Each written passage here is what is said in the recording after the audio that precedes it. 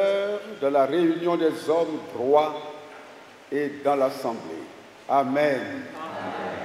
À vous tous, honorables invités, frères et sœurs, peuple de Dieu, membres de l'Église de Jésus-Christ, que la grâce et la paix vous soient abondamment multipliées au nom du Père, du Fils et du Saint-Esprit. Amen. Invoquons la présence de Dieu.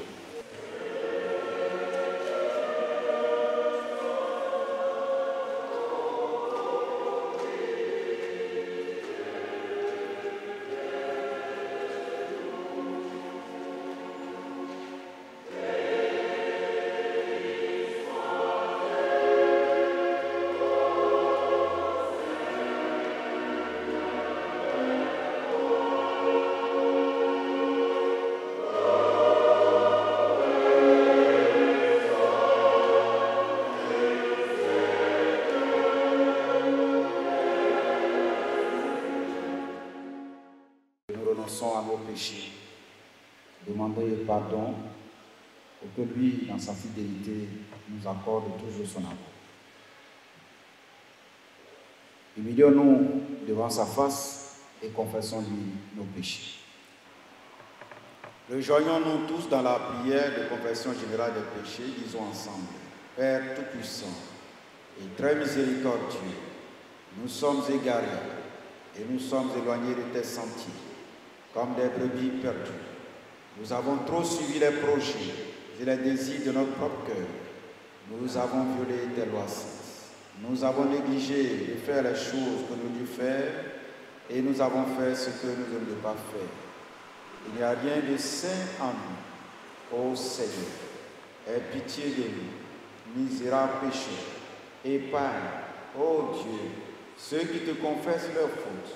Relève ceux qui se répandent, selon les promesses que tu as faites aux hommes, dans le Christ Jésus notre Seigneur.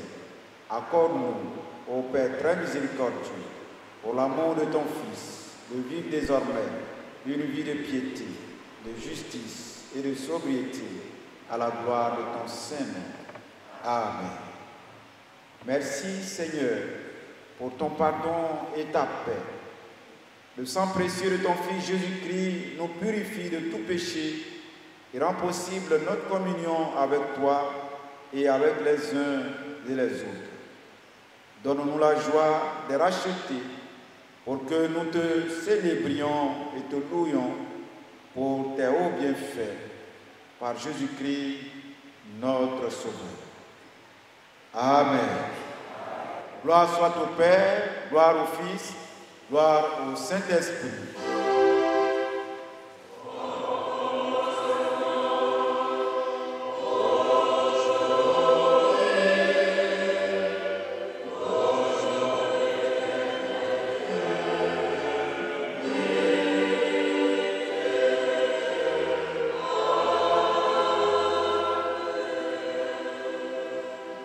Peuple de Dieu, louez le Seigneur.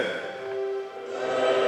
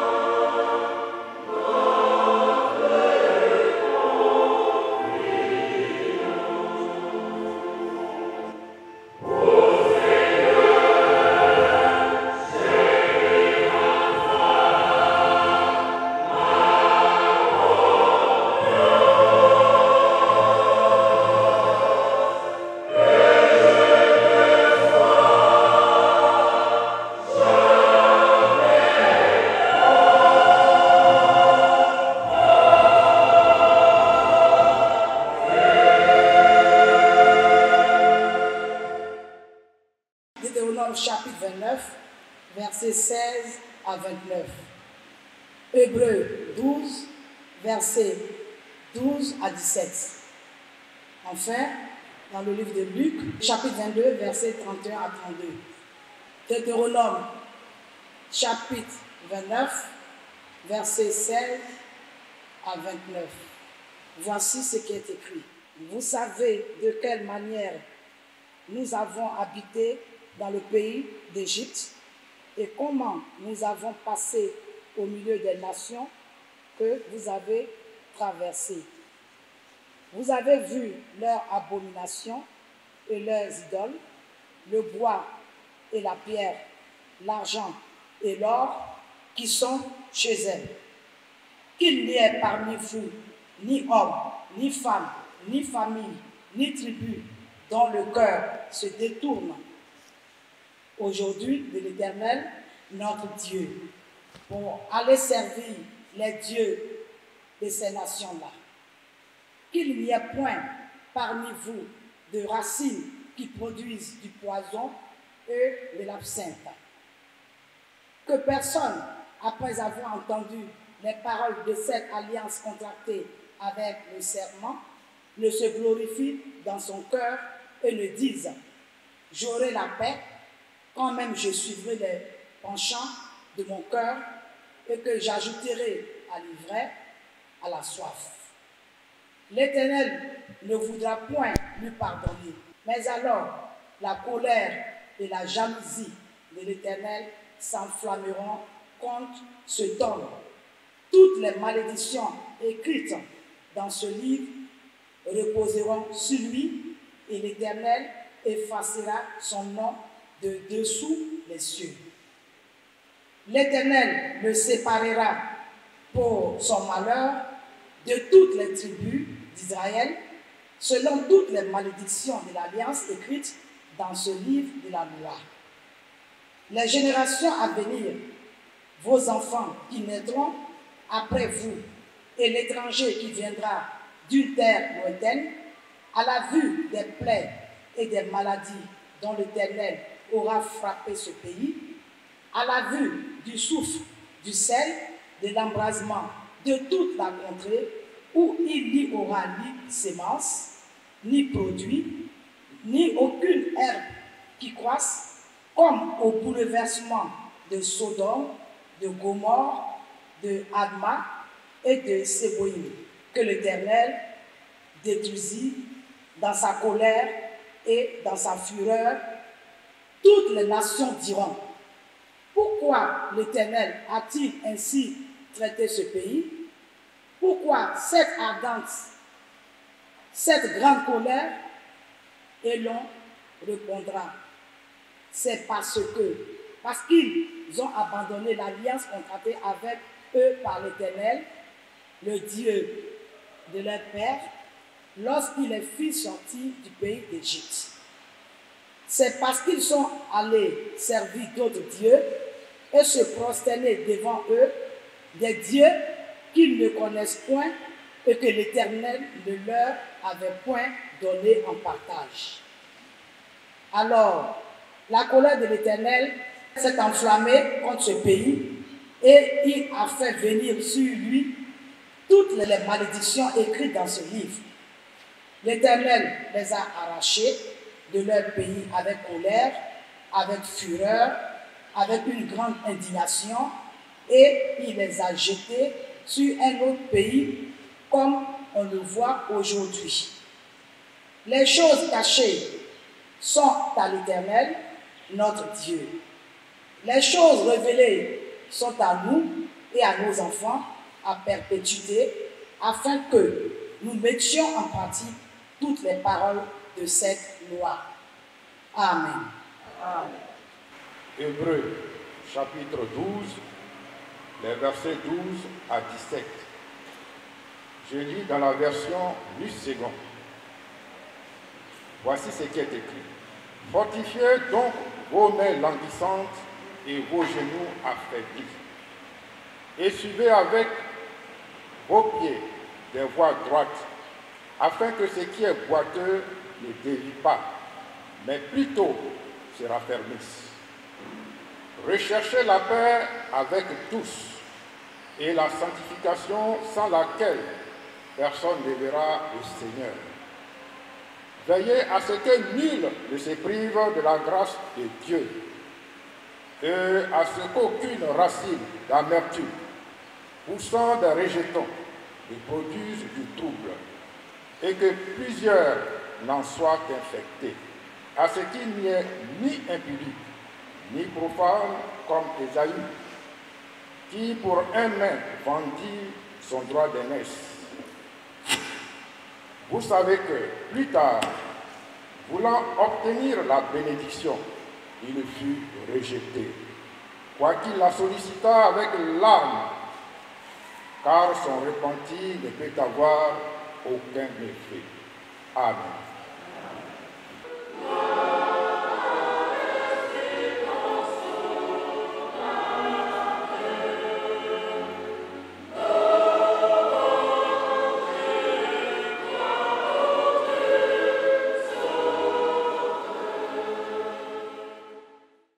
Luc, chapitre 22, versets 31 et 32. Je lis ce qui est écrit. Le Seigneur dit, Simon, Simon, Satan vous a réclamé pour vous triturer comme le froment. Mais j'ai prié pour toi, afin que ta foi ne défaille point.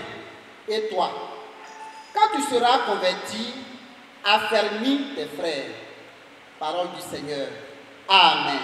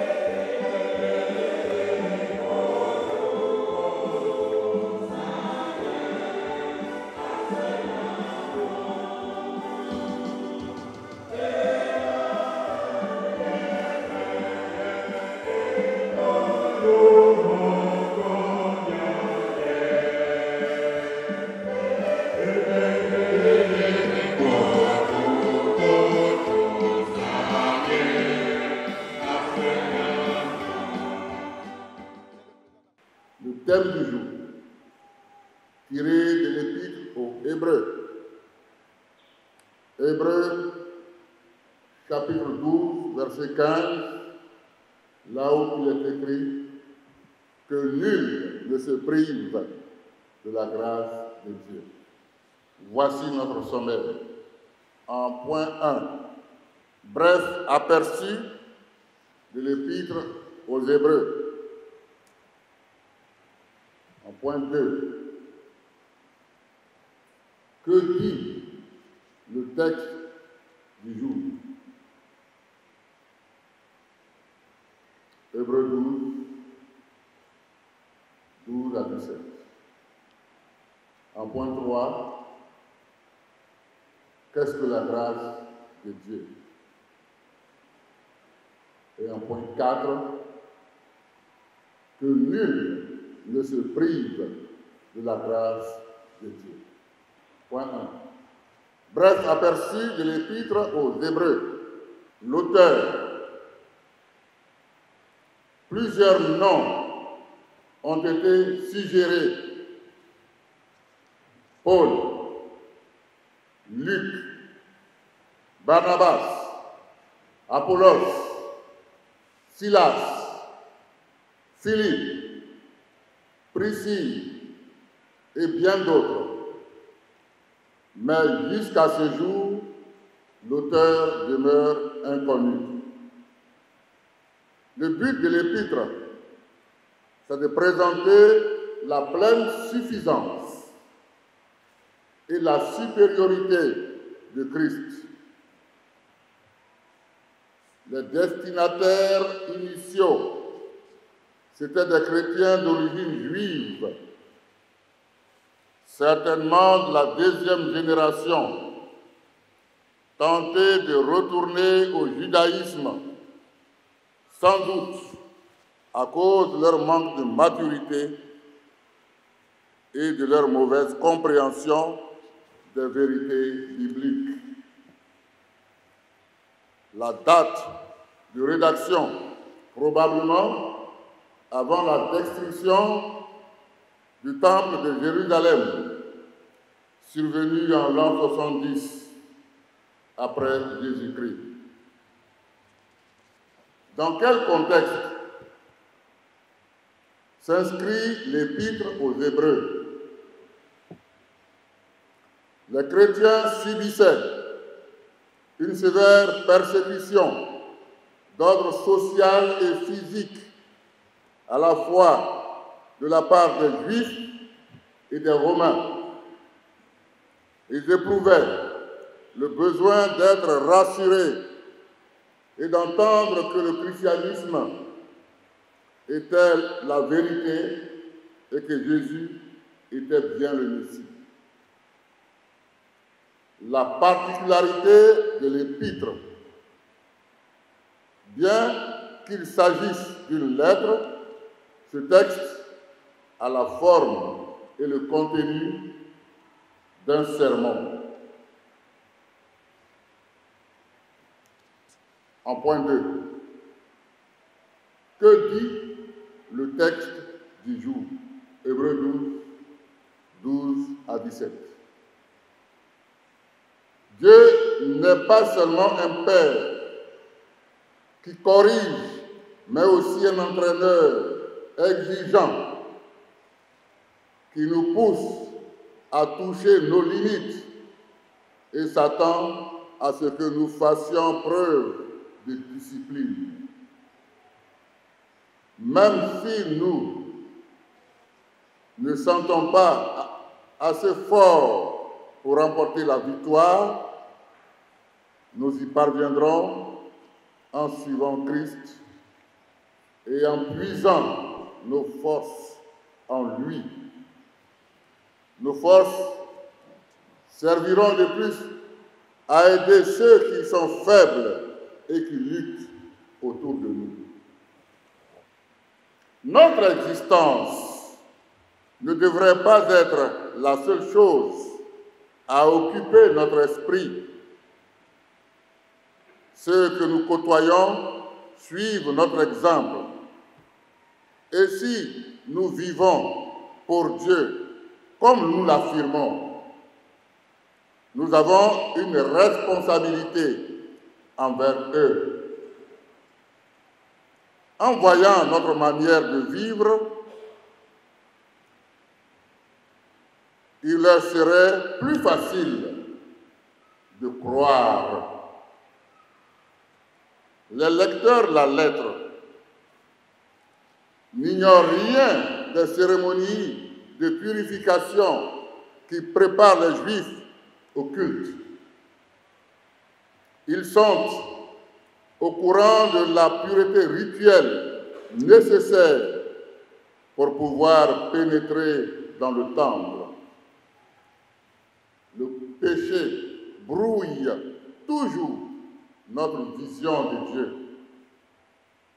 La communion avec lui ne sera possible que si nous renonçons au mal et lui obéissons.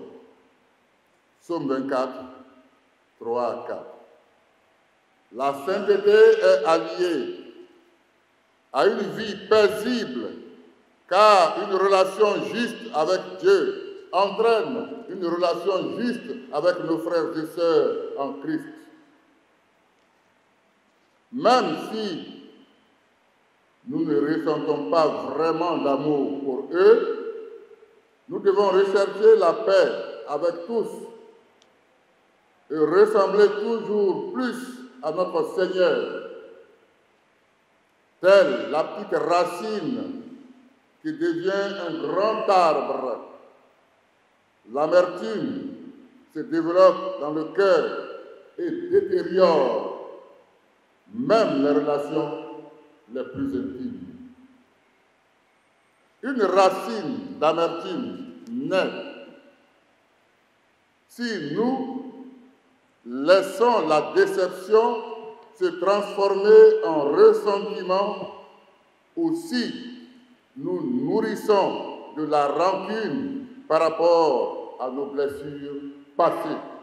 L'amertume suscite la jalousie, la division et l'immoralité. L'action bienfaisante du Saint-Esprit peut guérir nos blessures en nous. Point 3. La grâce de Dieu. Qu'est-ce que la grâce de Dieu? À la lumière de notre texte.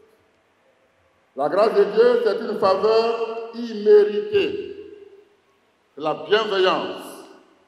Ce n'est pas à cause de sa grandeur qu'Israël a été choisi par Dieu. Ce n'est pas non plus à cause de sa justice qu'il est entré dans le pays de la promesse. Deutéronome 7, verset 7. C'est la compassion seule qui a motivé la détermination de Dieu et sa réalisation. Mais la plénitude de la grâce apparaît avec la nouvelle alliance. Tout entière, la rédemption de l'homme est due à la grâce. Le salut par la grâce est le seul salut réel, salut gratuit accordé à l'homme. La grâce, c'est l'expression du don suprême de Dieu en Jésus-Christ qui, nous affranchissant de la condamnation et de la mort, est notre salut. La grâce, elle rend possible la justification, laquelle ne saurait être obtenue par tout effort humain.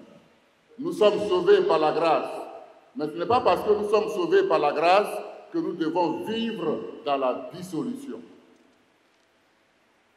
Point 4, enfin. Hébreux 12, verset 15. Que nul ne se prive de la grâce de Dieu.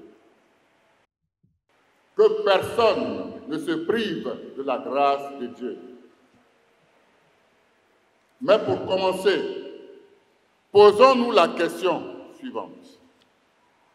Dans quelle société sommes-nous? Ce monde est à la fois hostile et négatif. Un monde sans repère, sans valeur. Une société où la sexualité banalisée est offerte à bon marché, sans vergogne et sans aucune dignité. Je ne vous apprends rien avec porti-porta ou bien porta-porta. Sans vergogne, c'est-à-dire sans honte et sans aucune dignité. La dépravation des mœurs est accentuée malheureusement. Un monde où la modalité,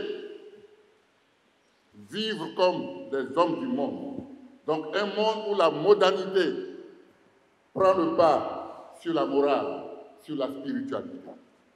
Pour la recherche du bien-être, on est prêt à tout. Dans la Bible, pour un repas, Ésaü a perdu son droit de noces. Sous nos tropiques, le monde et ses attraits continuent de défigurer notre société. Conducteurs et conductrices, vous voyez que vous avez une grande responsabilité. Éveiller la conscience du peuple, former le peuple. indiquer la voie à suivre au peuple, éclairer le peuple. Osée a raison de dire, mon peuple périt, faute de connaissance. Mon frère, ma soeur, les attraits de ce monde sont trompeurs. Ils t'attirent pour t'enfoncer dans le gouffre. Quand l'orgueil, l'hypocrisie, la haine et l'immoralité nous enfoncent dans l'engrenage, nous sommes perdus. Se priver de la grâce de Dieu, c'est tourner le dos à la lumière pour aller dans les ténèbres. Se priver de la grâce de Dieu, c'est abandonner Christ pour suivre Satan et ses suppôts.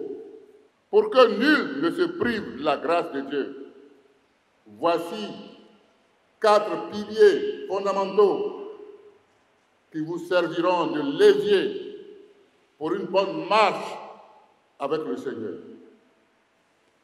4 piliers fondamentaux que nous proposons, mais qui vous serviront de levier pour une bonne marche avec le Seigneur.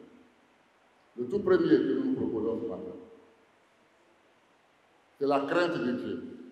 Proverbe 1, verset 7. La crainte de l'Éternel est le commencement de la sagesse.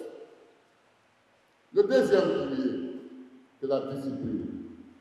Nous sommes des disciples du Christ. Nous devons suivre la discipline, c'est-à-dire l'enseignement du Maître, obéir à la parole de Dieu, car la vie chrétienne est une vie d'obéissance. Le troisième pilier, c'est la piété.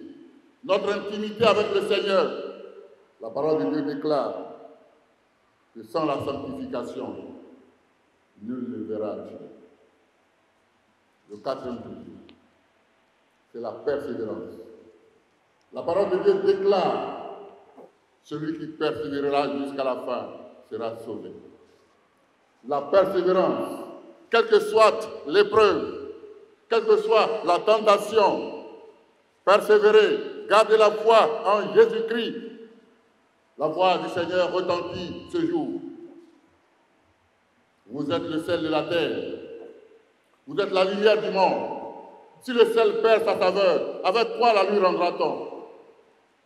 On n'allume pas une lampe pour la mettre sous le boisseau, mais on la met sous le chandelier afin qu'elle éclaire tous ceux qui sont dans la maison. Matthieu 5, 13 à 14. Soyez toujours attachés au Christ, car il n'y a dans le ciel et sur la terre aucun autre nom par lequel nous puissions être sauvés, si ce n'est le nom de Jésus. Afin qu'au nom de Jésus, tous genoux fléchissent et que toute langue confesse que Jésus-Christ est Seigneur et Sauveur à la gloire de Dieu le Père. Amen. Amen. Conducteur titularisé, conducteur de l'Église méthodiste du Côte d'Ivoire, peuple de Dieu, voici la parole de Dieu. Si aujourd'hui vous entendez la voix du Seigneur, n'anticipez pas vos cœurs. Dieu vous bénisse au nom de Jésus. Amen.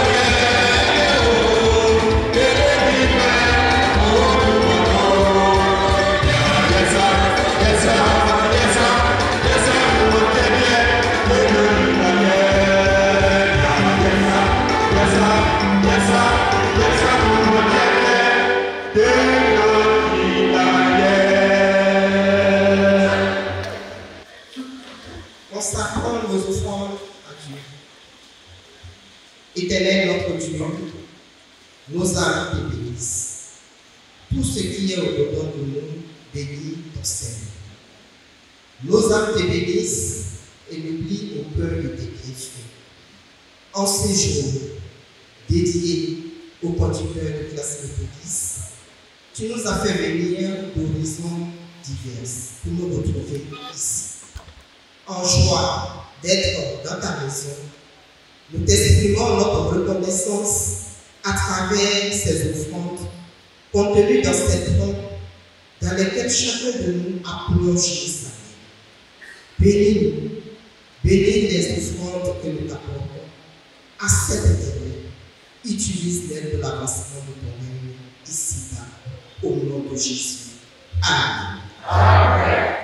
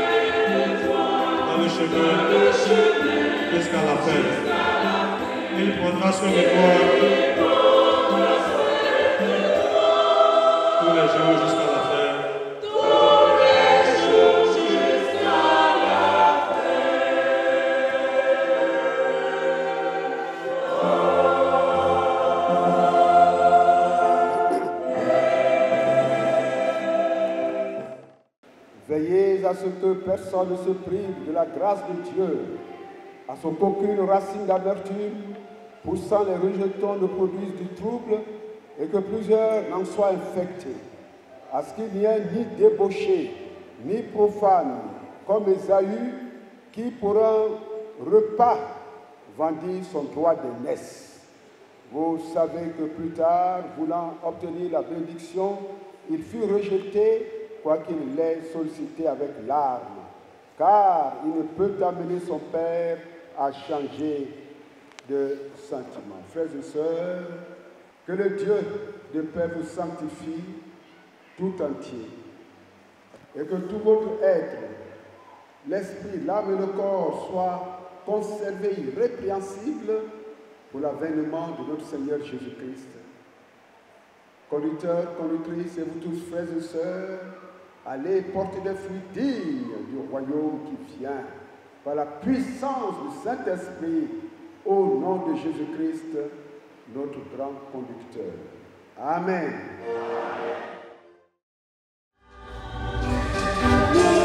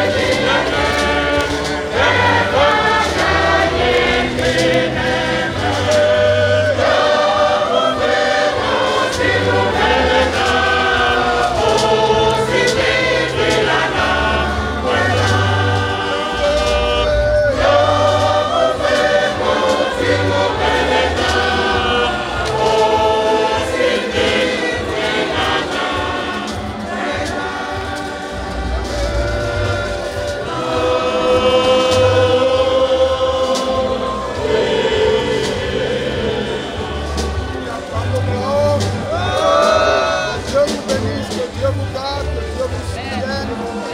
Vous et la vôtre, dans notre créature.